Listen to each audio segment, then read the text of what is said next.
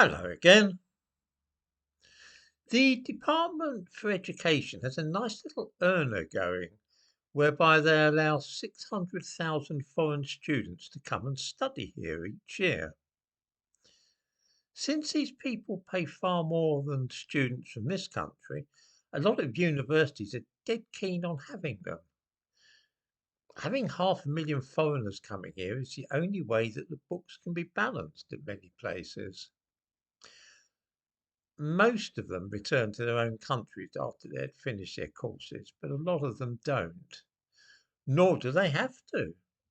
If they have a 2-year graduate visa, they can stay in Britain for a couple of years after graduating, even if they don't have a job.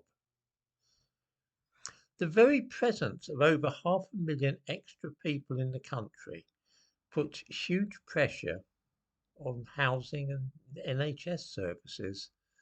Even if they all went back, there'll still be another 600,000 arriving the following year. So the population of this country will always be that much higher, and those people will all need services. Of course, this also means that financial considerations tend to squeeze out British students at the expense of foreigners.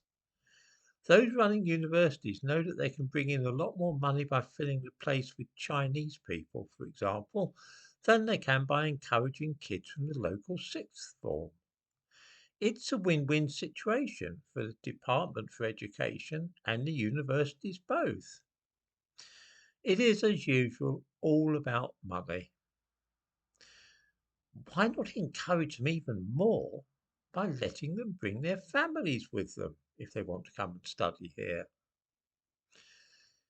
Last year, Nigerian students brought 60,923 dependents with them when they came to study here.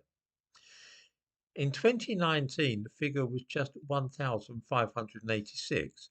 So there is obviously something odd going on here. It looks to me like an immigration scam. I say this because there were also 38,990 family members of Indian students entering Britain. It can hardly be a coincidence that the top 5 nationalities when it comes to bringing their wives and kids here when they come to study last year were Nigeria, India, Pakistan, Bangladesh, and Sri Lanka. These are, of course, the very countries from which so many immigrants come who are not students.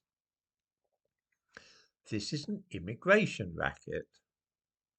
According to the Department for Education, 300 students each brought 4 or more dependents with them last year when they came to university in this country. 4 or more. Let's see now, just one more than 4 must be at least 5, yeah? That means that some students coming here to study at university from Africa and Asia brought with them their wives and 4 children, all of whom would need medical care, school places, and houses or flats. There is, of course, no record at all of how many of these people then leave Britain. The Chinese students tend to return home, but those bringing their families are often planning to remain for good. The Department for Education knows all this as well as I do, and yet they are so hypnotized by the vast amounts of money involved that they're happy to turn a blind eye to what is going on. This particular route for informal immigration is unlikely to be closed down. In fact, the Department for Education says that they intend to keep allowing this number to enter the country every single year for the foreseeable future. As usual, I give links to sources giving the figures I mentioned here in the description to the video.